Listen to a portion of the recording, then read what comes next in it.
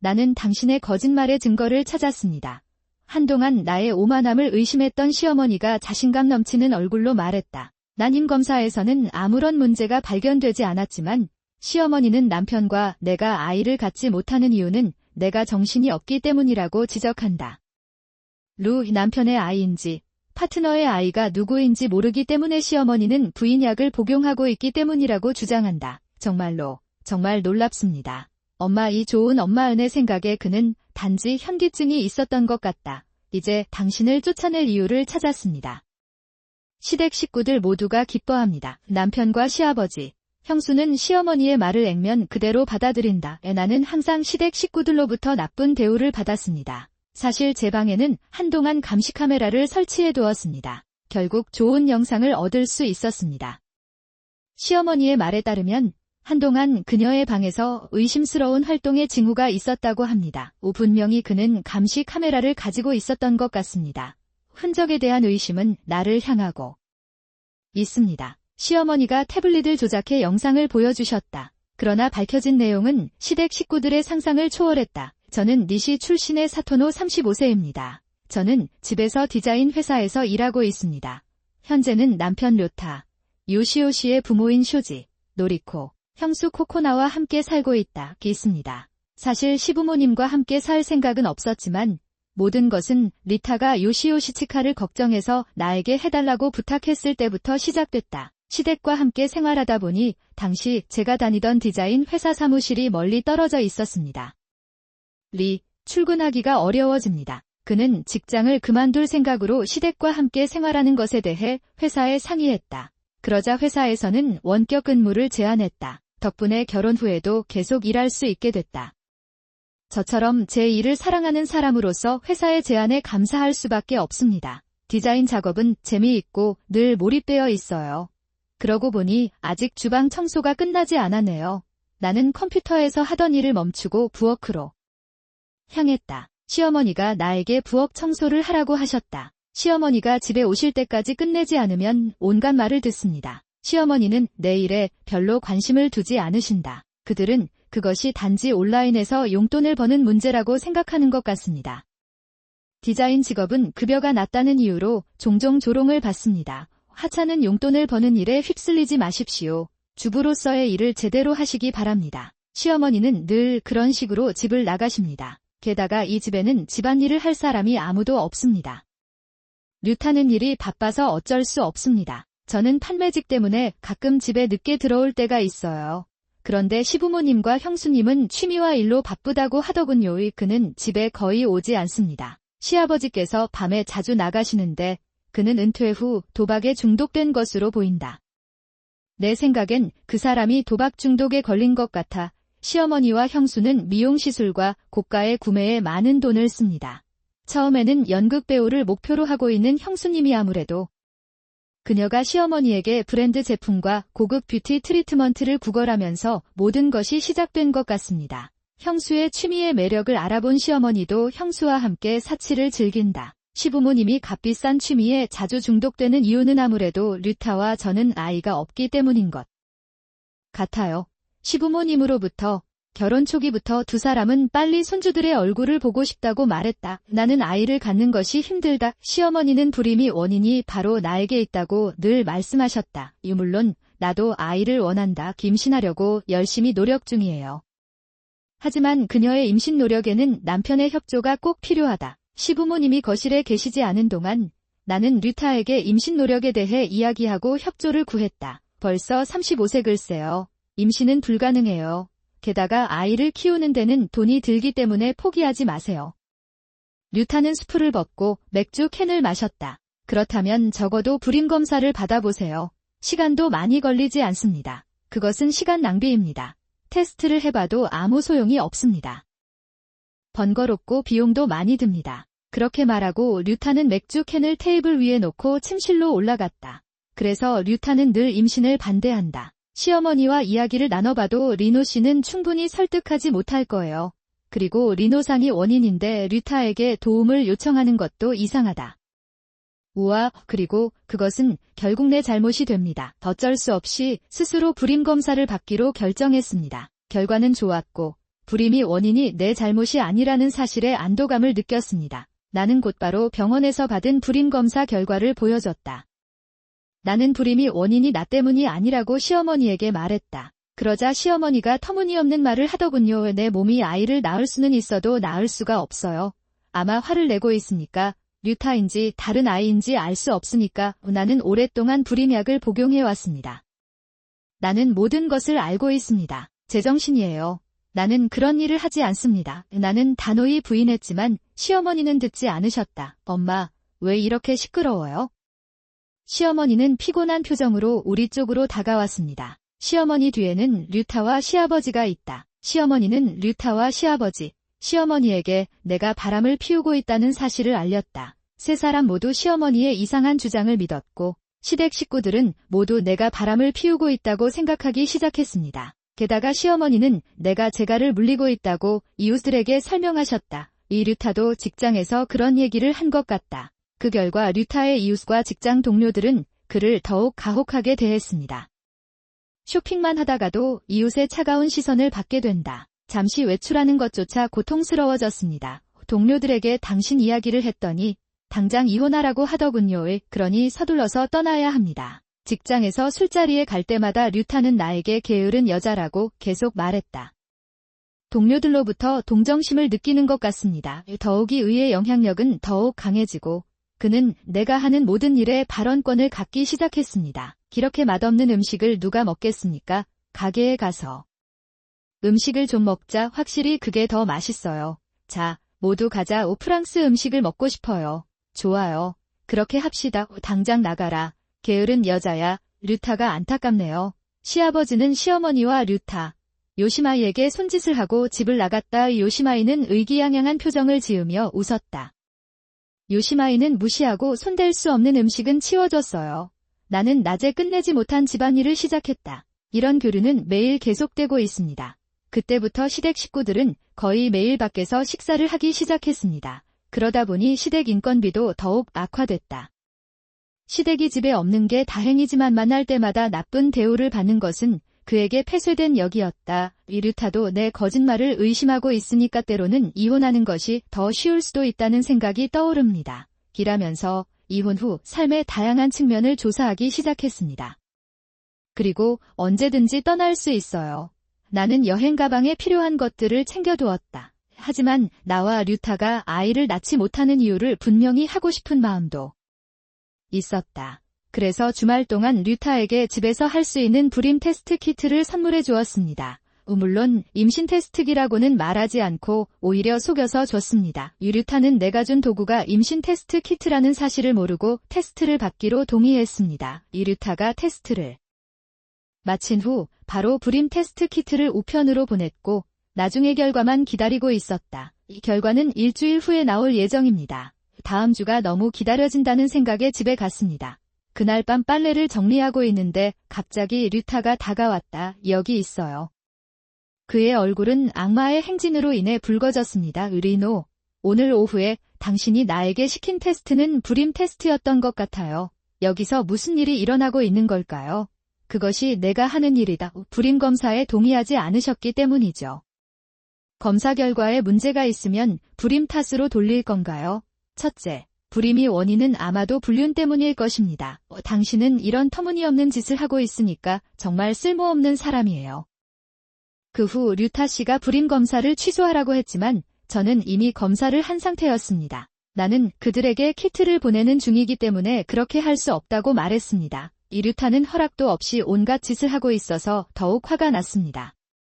며칠 후 기보와 김아이는 고급 레스토랑에서 식사를 마치고 돌아온다. 기보가 나를 보고 웃고 있다. 나는 이상하게 불편함을 느꼈지만 개의치 않는 척하며 계속 불을 지폈다. 그 후 류타와 지프가 돌아왔습니다. 내가 돌아온 걸 환영한다고 인사하려던 순간 기후와 류타 앞에 기보가 섰다. 그것은 작았습니다. 아빠, 류타 씨, 잠시 자리에 앉아 계실 수 있나요?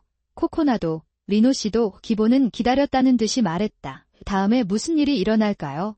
아무것도 몰랐던 우리는 기보가 고개를 비틀며 입을 열 때까지 기다렸다. 사실 리노 씨의 거짓말에 대한 증거를 찾았어요. 진지하게, 정말 놀랍습니다. 엄마, 이 좋은 엄마은의 생각에 그는 결국 현기증이 났던 것 같다. 이제 당신을 쫓아낼 이유를 찾았습니다. 기보는 김아이에게 태블릿을 보여주었다. 이번 영상은 아버지와 코코나의 영상입니다. 리노 씨, 제발 이상한 소리 하지 마세요. 그런데 이 영상의 헤어스타일을 보면 아버지와 코코나입니다. 영상을 조금 더 보시면 이해가 되실 거라 생각합니다. 태블릿의 재생 버튼을 눌렀더니 동영상이 진행되었습니다. 영상이 진행될수록 남녀의 얼굴은 더욱 또렷해졌다. 이 드레스는 제가 지난주에 코코나를 위해 구입한 것입니다. 그녀의 얼굴이 그녀의 아버지와 코코나와 똑같은 것이 사실이다. 기보는 눈을 크게 뜨고 김아이를 바라보았다. 김아이는 어깨를 움츠리고 기보에게서 시선을 돌렸다. 아빠, 코코나, 당신이 범인이었어요. 그건 다릅니다. 기프는 나에게서 태블릿을 빼앗아 패닉 상태에서 조작했다. 기프는 태블릿 사용에 익숙하지 않아서 꽤 소심한 것 같습니다. 실제로 기포와 기보, 자이보는 모두 작은 패키지에 함께 묶였습니다. 둘 다 특수어코가 있고 기포의 특수어코는 라이어타이고 자이보의 특수어코는 김혜입니다. 그랬다. 즉 기후와 김아이는 혈연관계가 아니다. 그러나 혈연관계가 아닌데도 변칙적인 행위를 하는 것은 여전히 잘못된 것입니다.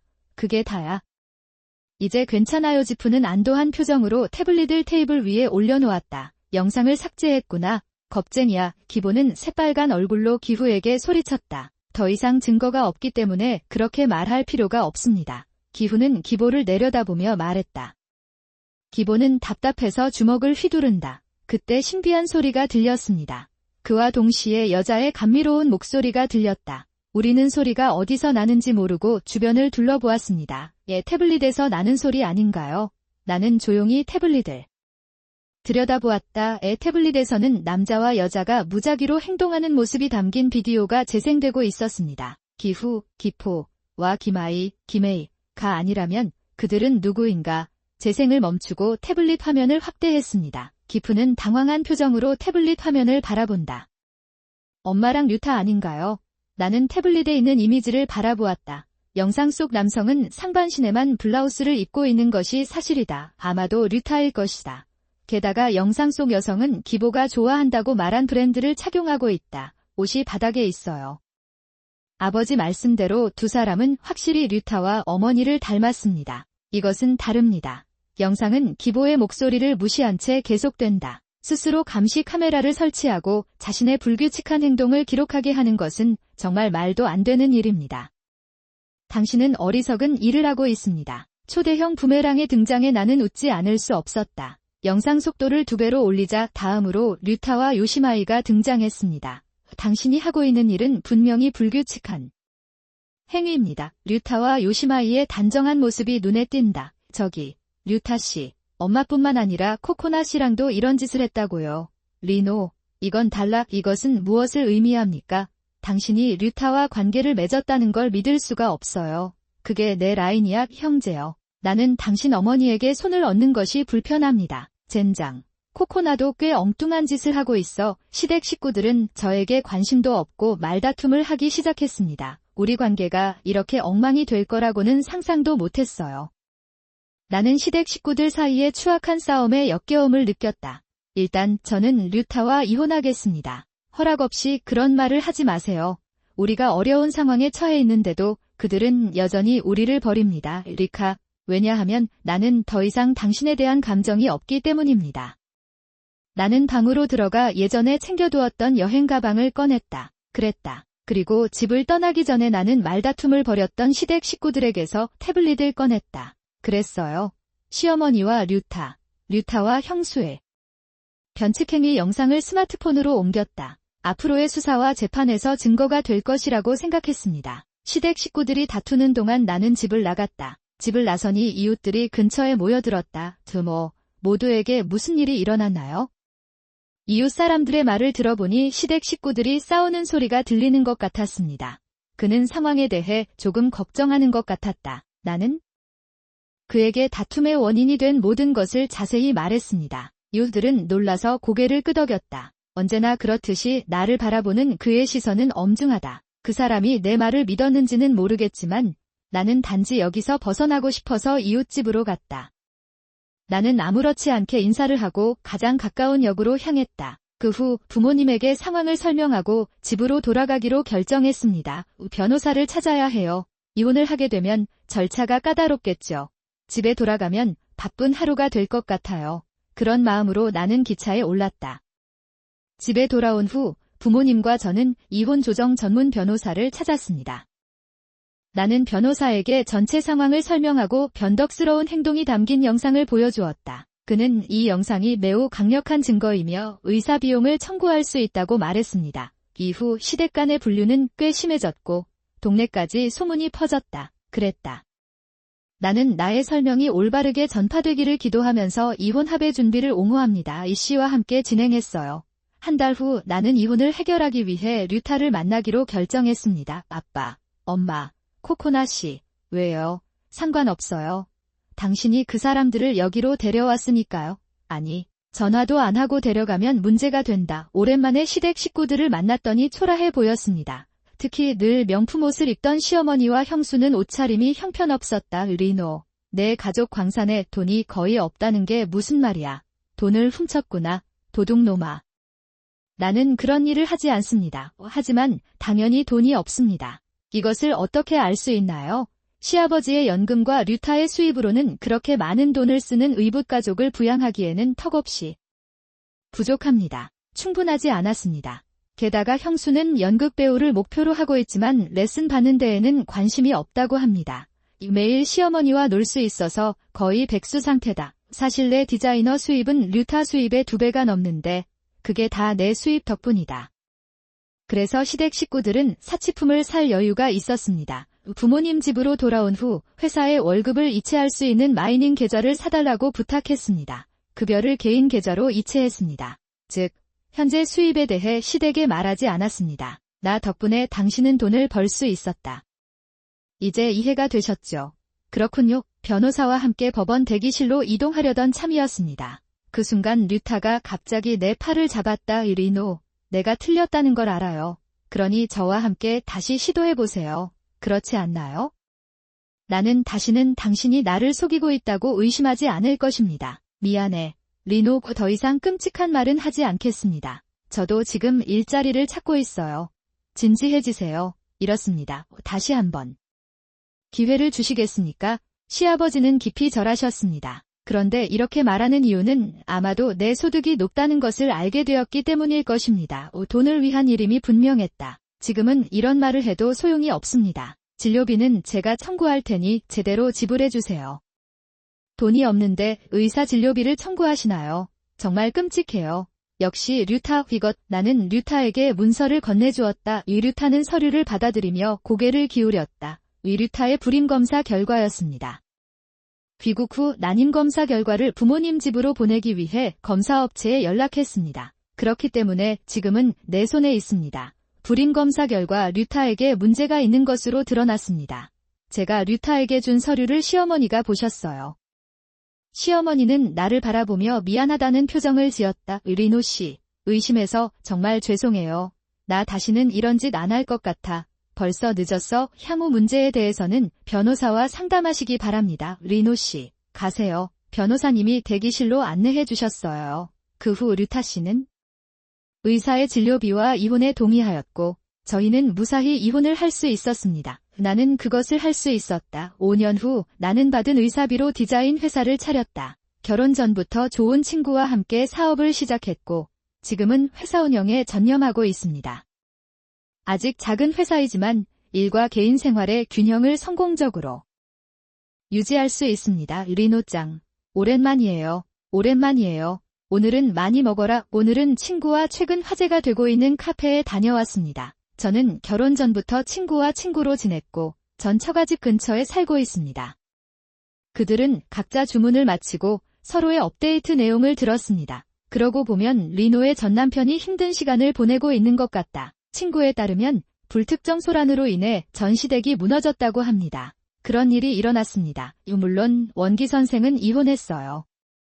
당연히 전 처가의 형편이 좋지 않아 성형업의 일용직으로 일을 하고 있어서 꽤 힘들었다. 그는 행복한 삶을 살고 있는 것 같습니다. 동네에서는 아직도 전 시댁의 소란이 회자되고 전 처가가 카타미에 대해 좁은 시각을 가지고 있는 것 같습니다. 꽤 힘들었던 것 같군요. 타츠짱, 타츠야 군, 저번에 만났을 때보다 몸집이 더 커졌네요. 그런 것 같아요. 사실 저는 이혼 후 재혼해서 아이를 낳았어요. 지금의 남편을 기업 세미나에서 만났습니다.